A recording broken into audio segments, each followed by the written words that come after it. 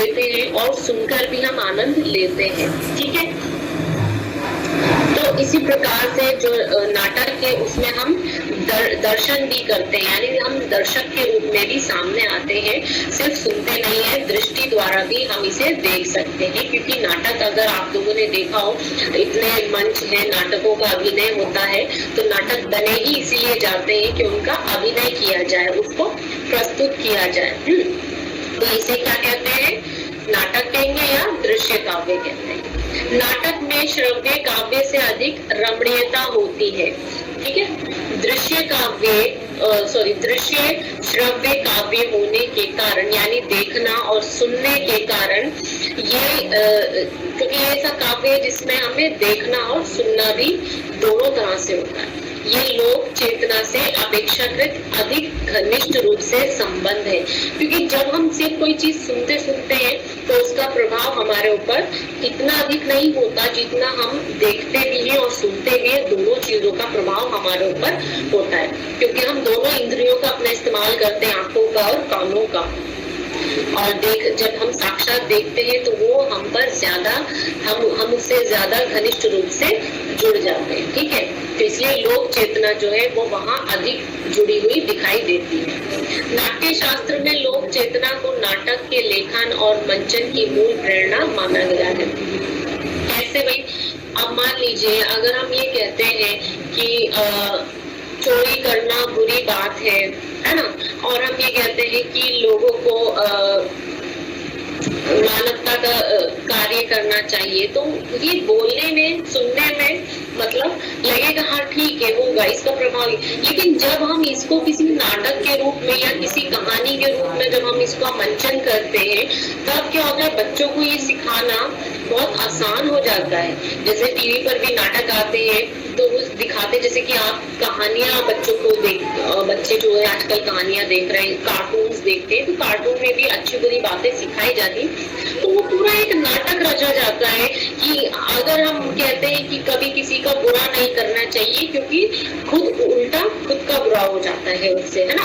तो इस प्रकार की जो कहानी आती है तो वो एक सीख देती, लेकिन जब बच्चा उसे देखता है तो उसका क्या होता है, उसका एक लोक चेतना उससे जागृत होती है। इसी तरह से जब नाटकों का मंचन होता है जगह जगह, ठीक है, लोक नाटक जो होते हैं वो भी मंचित होने के लिए होते हैं, और एक थिएटर में जब आप जाते हैं, ठीक है, तो वहां भी आप जब नाटकों को देखते हैं तो उसका प्रभाव आपके ऊपर बहुत ज्यादा होता है, इसलिए लोक चेतना वहां ज्यादा उभर के आती है। ठीक है, सिर्फ सुनने से हमें उतनी लोक चेतना हमारी नहीं जागृत होती जितना नाटक के देखने से और इन सारी चीजों से होती है।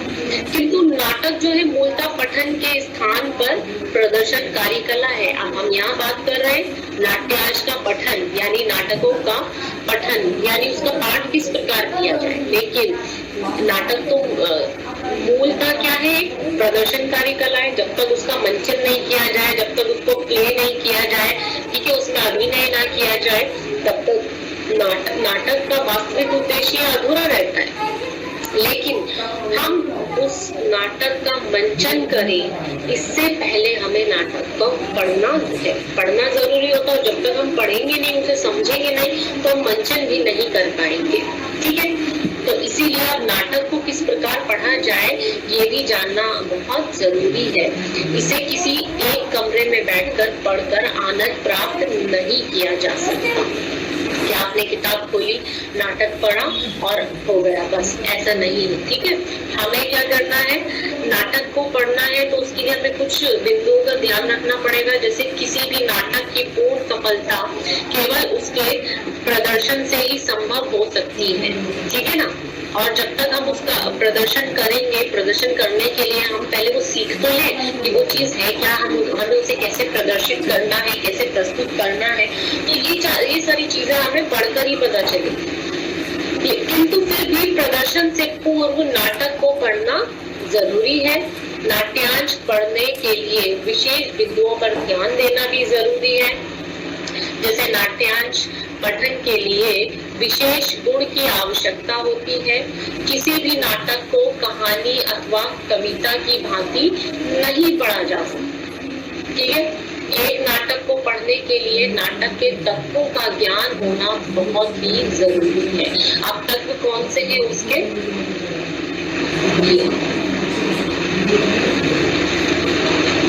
ठीक है, ये इसके महत्वपूर्ण बिंदु है कथा वस्तु। कथा वस्तु जो होती है मुख्य एक अनिवार्य इसका बिंदु है नाटक का, कथा वस्तु अनिवार्य है। जैसे कि इसमें कौन सी कथा कही गई है, क्या इसका प्रतिपाद्य है, वो जानना नाटक पठन के नाटक मंचन के लिए बहुत जरूरी है। ये कथा वस्तु ऐतिहासिक भी हो सकती है, ठीक है, सभी तरह की हो सकती है। जैसे कि इसके भी 3 प्रकार हैं नाटक में, 3 प्रकार के बताए गए हैं। कथा वस्तु किस प्रकार से होती है, पहली है प्रख्यात, दूसरा उत्पाद्य और तीसरा है मिश्र प्रख्यात कथा, ठीक है, मिश्र प्रख्यात कथा। तो प्रख्यात कथा क्या है, वो कथा जो इतिहास से और पुराणों से ली गई है वो बताई जाती है। उत्पाद्य में वो कथा होती है जो आपकी कल्पना पर आधारित होती है, ठीक है, यानी आपने कोई काल्पनिक कथा रच ली है। और मिश्र प्रख्यात कथा में इन दोनों का मिश्रण होता है, योग होता है, ठीक है। तो ये इस तरह की कथा भी हो सकती है। जब आप कथा को समझ लेंगे कि वो कथा जो है अगर ऐतिहासिक है तो उस इतिहास में अगर पौराणिक है तब उसको किस तरह से पढ़ा जाएगा, और काल्पनिक है तो क्या प्रभाव पड़ेगा, और सामाजिक है तो क्या प्रभाव पड़ेगा, है ना। कथा वस्तु तो किसी भी प्रकार की हो सकती है, तो आप उसे मंचन करने के लिए उसको किस प्रकार से पढ़ेंगे। और ये बहुत जरूरी है कि अगर पौराणिक है तो उसमें किस तरह से एक कथा ली जाएगी, है ना। सारी चीजें उसमें बदलेंगी क्योंकि आधुनिक युग जैसी तो वो होंगी नहीं। इसी तरह ऐतिहासिक भी होंगी तो वो अपने समय को प्रस्तुत करती हुई होंगी, है ना, अपने समय की सारी चीजों को उद्घाटित करती भी होंगी। उसकी शब्द शैली भी बदल जाएगी, सारी चीजें बदल जाएंगी। इसीलिए चीजों पर ध्यान देना बहुत जरूरी है। फिर आता है पात्र, कि पात्र क्या है, पात्रों की जो ये पात्र जो है वो बहुत ज्यादा महत्वपूर्ण है नाटकों में, क्योंकि नाटक जो है पात्रों के ही माध्यम से खेला जाता है, मंचित किया जाता है। पात्रों का होना बहुत जरूरी है, और पात्र अपनी भूमिका को तभी अच्छे से निर्वाह कर सकते हैं जब वो उस पात्र को नाटक में प्रस्तुत पात्र को अच्छे से समझ सके। और समझने के लिए उस पात्र को, उस नाटक को पढ़ना बहुत जरूरी होगा। और जब वो पढ़ेगा तब देखेगा कि अगर मान लो कथा हमारी इतिहास पर आधारित है तो ऐतिहासिक पात्र कैसा होता है, ठीक है। और नायक कला का अधिकारी है, ठीक है, तो जो इसमें नायक है तो अगर वो एक पात्र हो गया तो जो नायक है वो किस तरह से होगा, ठीक है। और जो नायक होता है उसकी बहुत महत्वपूर्ण भूमिका होती है इसमें, क्योंकि वही जो है समाज को उचित दिशा में ले जाता है, क्योंकि हम नायक को ही फॉलो करते हैं, खलनायक को नहीं, है ना। तो इसीलिए पात्रों में नायक जो है वो बहुत ज्यादा इम्पोर्टेंट होता है। और पात्रों में जब हम देखते हैं कि जब मान लीजिए अगर कोई एक पात्र ऐसा है कि मैंने आपको अभी उदाहरण दिया कि ऐतिहासिक अगर कोई कथा है तो उसमें कोई राजा का रोल कर रहा है, भूमिका निभा रहा है, तो अब वो राजा की भूमिका कैसे निभाएगा, तो उसे उस पात्र को पढ़ना पड़ेगा, उस पात्र के संवाद पढ़ने पड़ेंगे अच्छे से, उसको समझना पड़ेगा कि वेशभूषा उसकी कैसी है, उसमें अटक है कि वो किस तरह से मुड़ता है, किस तरह से बोल रहा है, उसका क्या रोग होना चाहिए, ठीक है। और अगर एक मंत्री है तो उसको किस तरह से होना चाहिए, ठीक है। जैसे कि अगर आप लोगों ने रोमियो जूलियट नाटक पढ़ा हो तो उसमें आपको वो सारा जो एक समय है, जिस समय की वो रचना है, तो जिस समय वो नाटक लिखा है तो आपको समझ आएगा कि रोमियो किस तरह का पात्र है, उसको पढ़ेंगे पहले, तभी आप समझेंगे। और उसको पढ़ते समय आपको उसके डायलॉग्स को, उसके संवाद को उच्चारित करना पड़ेगा, ठीक है। उच्चारित करेंगे, पढ़ेंगे, जब भी तो आप उस कैरेक्टर को अच्छे से निभा पाएंगे, उस भूमिका को अच्छे से निभा पाएंगे, ठीक है ना। तो ये जानना बहुत जरूरी है। इसके लिए नाटक खेलने के लिए, नाटक का मंचन करने के लिए हमें इसका पाठ पठन कैसे करना है, इसको पढ़ना कैसे है, ये बहुत आवश्यक है। फिर आ गया उद्देश्य। उद्देश्य जो इसका एक वो है, तत्व है नाटक का। तो नाटक लिखने का क्या उद्देश्य हो सकता है, क्यों एक नाटककार नाटक लिखेगा। नाटक में कोई भी एक कथा ऐसी हो सकती है, ठीक है, क्योंकि हम क्या कहते हैं कि जो भारतीय दृष्टिकोण है वो एक आशावादी दृष्टिकोण का है, ठीक है। और आशावादी मतलब हर चीज से उम्मीद लगाना, हर चीज में अच्छाई ढूंढ लेना कि अंत हमेशा अच्छा ही होगा, ठीक है। तो उस तरह से जो एक उद्देश्य है कि अगर नाटक जो है वो दुखांत भी है, जैसे कि रोमियो जूलियट एक नाटक है, उसका अंत जो है वो दुखांत है, ठीक है। तो उसमें भी आपको कुछ ना कुछ उद्देश्य आपका स्पष्ट हो जाता है कि उसमें जो नाटककार है वो क्यों इस तरह से अंत कर रहा है, उसका क्या उद्देश्य है इस नाटक को रचने का, वो स्पष्ट हो जाता है। इसी तरह से ऐतिहासिक नाटक या सामाजिक नाटक कोई हो, तब हम उसको देखें और उसमें पढ़े, तब पात्रों जो होते हैं और पूरी जो कथा वस्तु है उन सब को देखते हुए उद्देश्य ये होता है कि हमें इससे ये सीख देनी है या हमें इससे ये सीख प्राप्त करनी है। और इसका उद्देश्य है कि समाज में इस तरह का जो भ्रम फैला है या इस तरह की जो कुरीतियां हैं, इस तरह की जो चीजें हैं, जैसे कि भारतेंदु हरिश्चंद्र जी ने एक नुक्कड़ नाटक रचा था अंधेर नगरी, तो उसको उन्होंने मंचन मतलब नुक्कड़ नाटक के रूप में खेला। उनका क्या उद्देश्य था उस नाटक को, कि लोगों को जागरूक करना है ना, चेतना फैलाना, ये सारी चीजें। और जब हम नुक्कड़ नाटक भी, जब हम नुक्कड़ नाटक को जब हम प्ले करते हैं तो उसके लिए भी हमें पढ़ना जरूरी है, बोलना जरूरी है। बोलेंगे कब, जब हम पढ़ेंगे, ठीक है। समझ में आया। तो एक नाटक को किस तरह से पढ़ना चाहिए, इसका क्या उद्देश्य है, क्या कथा वस्तु है, पात्र, सब ध्यान में बहुत रखना बहुत आवश्यक है। फिर इसकी भाषा शैली पर हम बात करेंगे तो भाषा शैली नाटक के आधार पर ही होती है।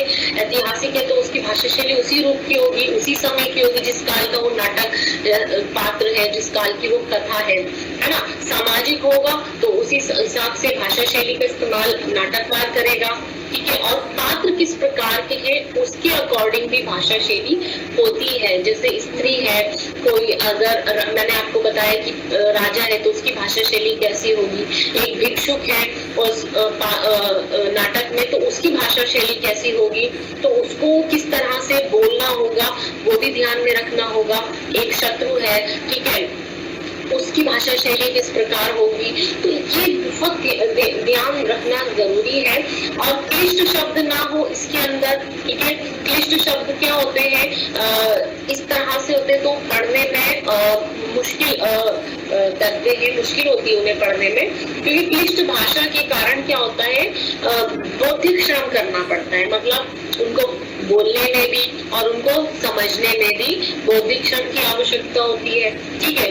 और रस की अनुभूति में भी बाधा उत्पन्न करती है ऐसे शब्द, ठीक है। इसलिए भाषा जो है वो सरल होनी चाहिए और पात्रों के अनुकूल होनी चाहिए, जो हमें पढ़ते हुए या सुनते हुए आनंद प्राप्ति, रस की अनुभूति दे, ठीक है। फिर देश काल की हम बात करते हैं कि देश काल जो है वो क्या है। देश काल मतलब किस देश काल वातावरण में नाटक रचा जा रहा है, ठीक है, उसकी सारी चीजें उसको ध्यान में रखा जाएगा।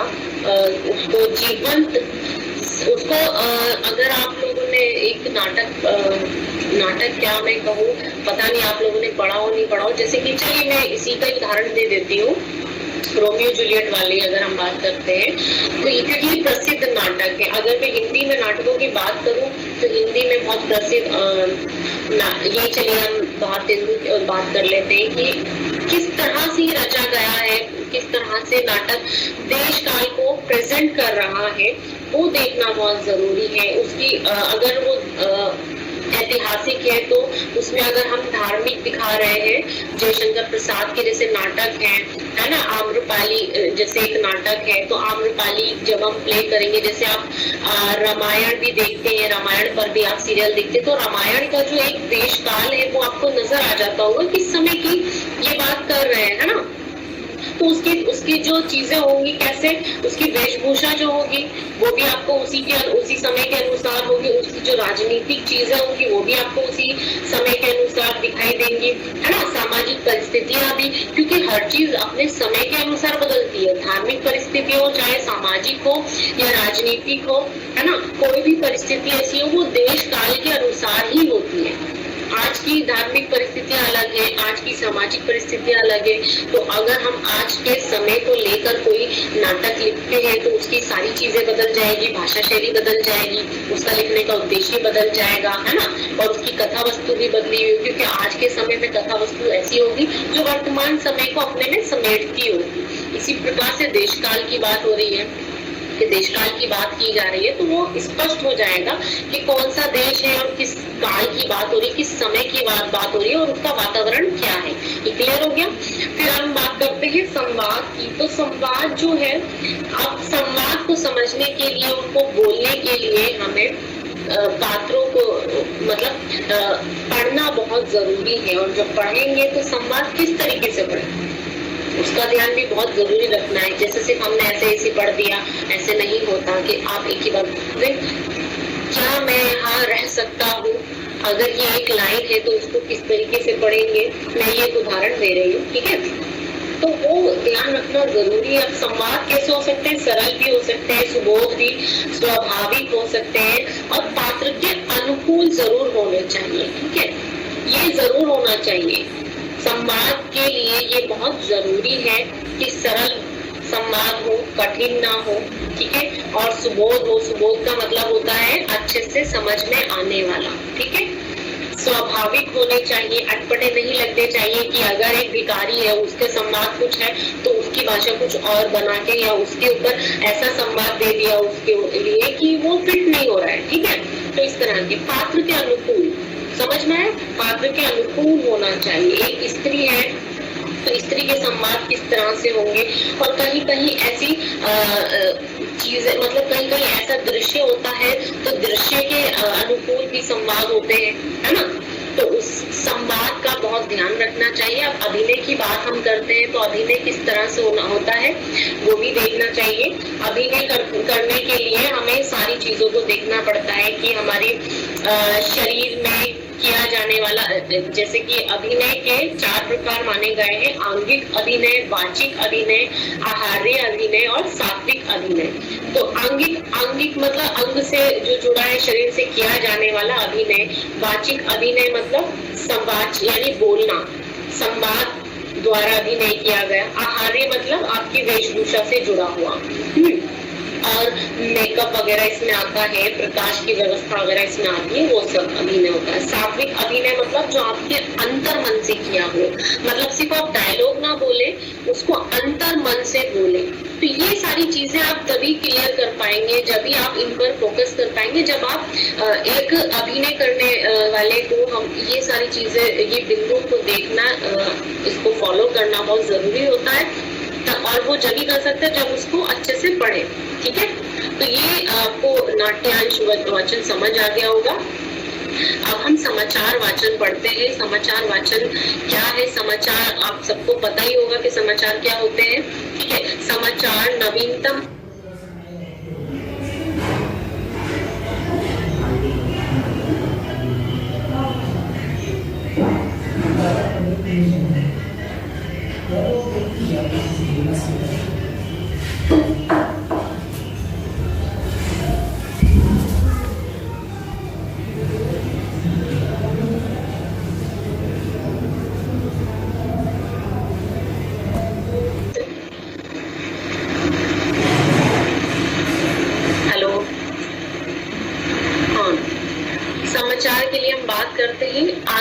सूचनाओं को कहते हैं, ठीक है, जिन्हें प्रिंट, टेलीविजन, प्रसारण, रेडियो, इंटरनेट या अन्य माध्यमों की सहायता से आम लोगों यानी पाठकों, दर्शकों और श्रोताओं तक पहुंचाया जाता है। ठीक है, समाचार समझ में आया? ये इसके माध्यम है, टेलीविजन, प्रिंट, रेडियो, इंटरनेट, ये इनके माध्यम है, इनके द्वारा पाठकों और दर्शकों तक समाचार को पहुंचाया जाता है। समाचार अंग्रेजी शब्द न्यूज का हिंदी रूपांतरण है। एक अन्य परिभाषा के अनुसार समाचार वह समसामयिक सूचना है जिसमें जन रुचि जुड़ी हो। जन रुचि होना बहुत आवश्यक है तथा लोग उसे जानने के लिए उत्सुक हो।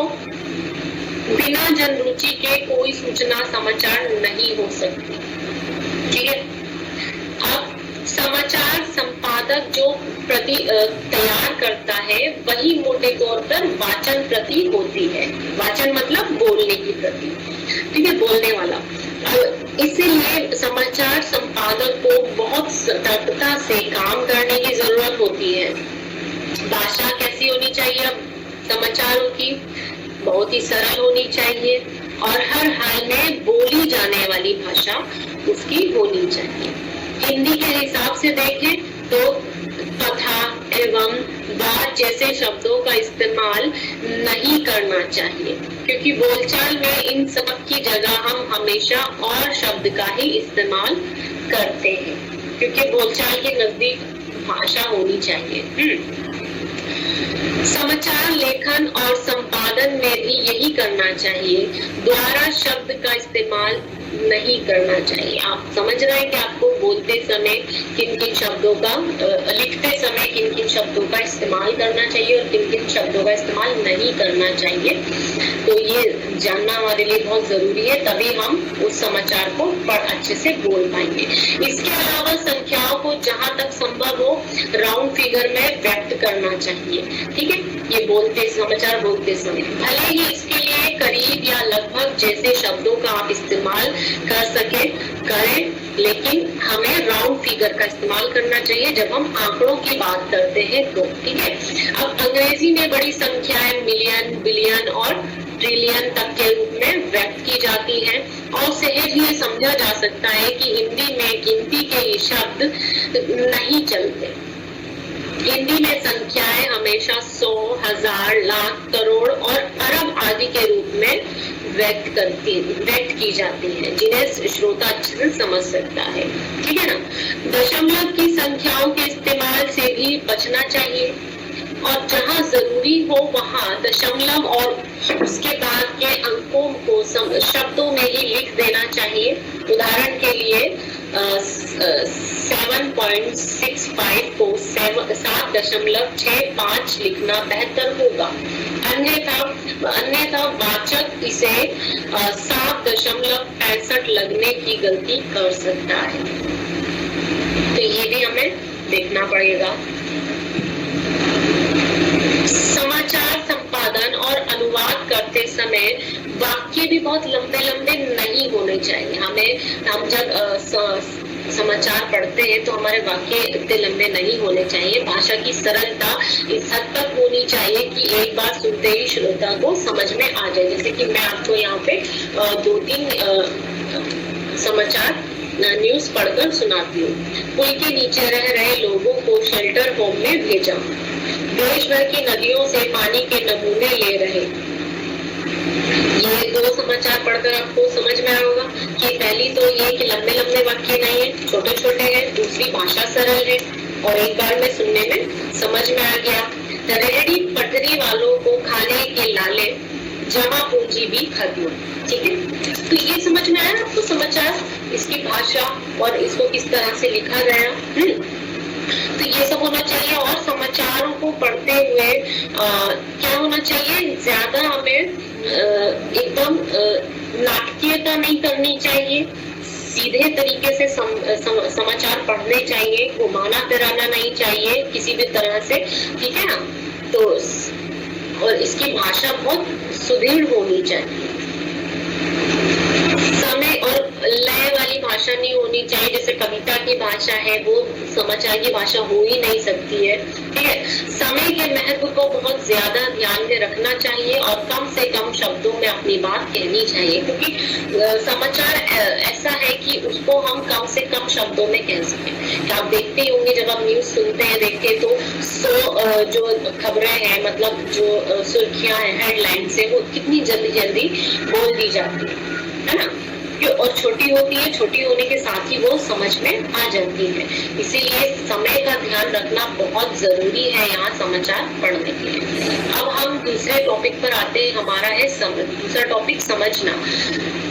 समझना जो है उसे किस तरह से हम आगे बढ़ेंगे, पहले समझना को समझ लेते हैं। ये शाब्दिक अर्थ है, ज्ञान प्राप्त करना इसका अर्थ होता है, अनुमान करना होता है इसका, और कल्पना करना भी हो सकता है। इन तरीकों से हम समझते हैं। किसी भी बात, जानकारी या अर्थ को अपनी बुद्धि का प्रयोग कर जान लेने की क्रिया समझना कहलाती है, अर्थात अपने विवेक का प्रयोग कर किसी ज्ञान के बारे में विचार करने की क्रिया को समझना शब्द से जाना जाता है। ठीक है, जैसे वक्ता द्वारा कही गई किसी बात को श्रोता जब अपनी बुद्धि का प्रयोग कर सही या गलत मानता है और उसके बाद उस विशेष बात से संबंधित मस्तिष्क में आए विचार जो है उनको धारण करता है, तब इस संपूर्ण प्रक्रिया को क्या कहते हैं, समझना। इसे समझना कहा जाता है। ठीक है, समझने की एक परिभाषा है। तो अब क्या समझना है, विवरण। अब हम पढ़ते हैं विवरण। विवरण क्या होता है, किसी चीज की विस्तृत जानकारी, विस्तृत वर्णन, स्पष्ट करना। ठीक है, इसका क्या अर्थ हुआ, किसी भी चीज, किसी भी विषय की विस्तृत जानकारी देना, विस्तृत वर्णन करना या फिर उसे स्पष्ट करना विवरण कहलाता है। ये इसका अर्थ है, अर्थ को समझ लें। फिर दूसरा पॉइंट है स्पष्टीकरण करना, विवरण, जवाब, तलबी, खुलासा करना, ये सब भी विवरण कहलाते हैं। ठीक है, स्पष्ट रूप से समझाने के लिए किसी घटना, बात आदि का विस्तार पूर्वक किया जाने वाला वर्णन या विवेचन विवरण कहलाता है। जैसे कि अगर आपने मतलब हम ये बोल सकते हैं कि चलो कुछ आपने लिखा है, कुछ पढ़ा है आपने, तो चलो उसका विवरण करो। तो मान लीजिए कोई ग्रंथ आप पढ़ रहे हैं, तब जैसे कि जो पहले धार्मिक ग्रंथ लिखे गए, वेद लिखे गए, तो उनको समझना आसान नहीं था। उनको समझने के लिए टीकाएं लिखी गई। ठीक है, तो जो टीकाएं लिखी गई तब उनमें उस पाठ का, मूल पाठ का विवरण दिया गया। विवरण देने से चीजों को हम अच्छे से समझ सकते हैं। विवरण देने से हम उस पाठ को बहुत अच्छे से विस्तृत रूप से हम समझ सकते हैं। तो इसी तरह से ग्रंथ की टीका जो है वो या व्याख्या, ये भी एक तरह से विवरण ही है। किसी के द्वारा पूछने पर अपने कार्यों आदि के संबंध में बताई जाने वाली विस्तृत बातें, यानी विवरण देने का अर्थ होता है कि विस्तार से आप उस बात को या उस कार्य के बारे में आप बात करें या आप बताएं। ठीक है, जैसे कि मान लीजिए आप एक शादी में गए। ठीक है, अब मैंने आपसे ये बोला कि उस शादी का विवरण दीजिए। ठीक है, उस पार्टी का या उस फंक्शन का विवरण दीजिए। तो आप कैसे दोगे, तो आप एक एक बात बताएंगे कि उसका समय क्या था, दिन क्या था, कहाँ वो हुई, अब जब हम गए तो वहाँ का दृश्य कैसा था, कैसा लगा, है ना, यानी समझ रहे ना आप। तो उसका विवरण देना इस तरीके से एक एक बात को आप डिफाइन करेंगे, एक एक बात उस विषय के बारे में बताएंगे। अब जैसे कि मान लीजिए आपको कोई टॉपिक दिया जाता है कि इसका विवरण दीजिए, तो आपको उसको पहले पढ़ना होगा, समझना होगा, फिर आप उसके बारे में विवरण यानी उसका खुलासा करेंगे। ठीक है, किसी बात या कार्य से संबंध रखने वाली मुख्य बातों का उल्लेख करना, और इसमें फालतू और अनावश्यक बातें आनी ही नहीं चाहिए। ये ना हो कि आप विवरण को आपने ये सोच लिया है कि इसको एक्सप्लेन करना है तो उसमें ज्यादा से ज्यादा बातें कहनी होंगी तो हम कुछ भी कह दें, हम अनावश्यक बातें भी कह दें, तो ये सब विवरण में नहीं आता। विवरण में वही चीजें आती है जो इम्पोर्टेंट है, जो मुख्य बातें हैं, जो आवश्यक बातें हैं, उन्हीं का उल्लेख करना चाहिए और विस्तृत करना चाहिए। ठीक है, जैसे कि मैंने उदाहरण यहाँ पे लिखा है कि दीपक ने अपने कार्य का विवरण दिया।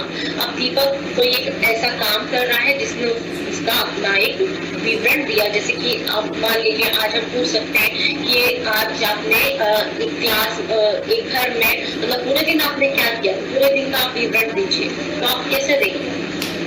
एक एक बात बताएंगे, सारी चीजें बताएंगे। ठीक है, तो इसी तरह जब हम किसी पाठ की बात करते हैं उसका विवरण दीजिए, तब आप उसको सार गर्भित मतलब उसकी मुख्य बातों को लेकर आप उसका विवरण करते हैं, उसको विस्तार से समझाते हैं उस पाठ को, तो वही उसका विवरण हो गया।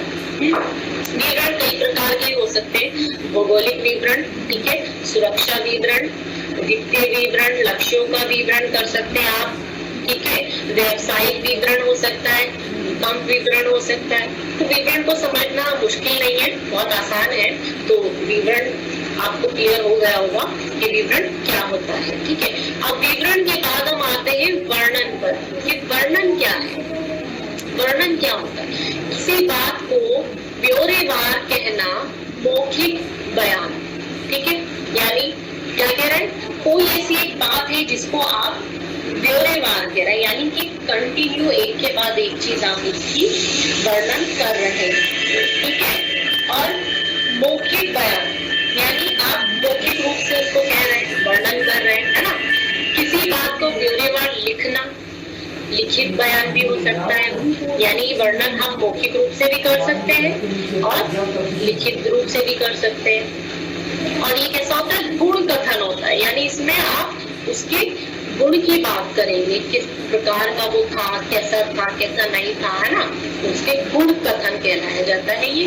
और चित्रण यानी ऐसा हम वर्णन करते हैं कि उसमें एक चित्र साकार हो जाता है।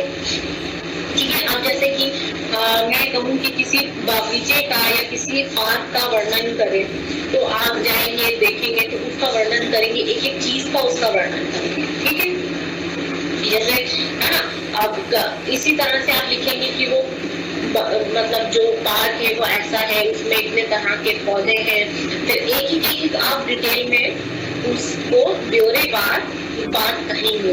ठीक है, और इस तरह से कहेंगे कि उसकी जो गुण है सारे वो सामने आ जाए और एक चित्र के रूप में हमारे आंखों के सामने प्रस्तुत हो जाए, यानी उसकी एक पूरी आकृति बन जाए। अब जैसे कोई एक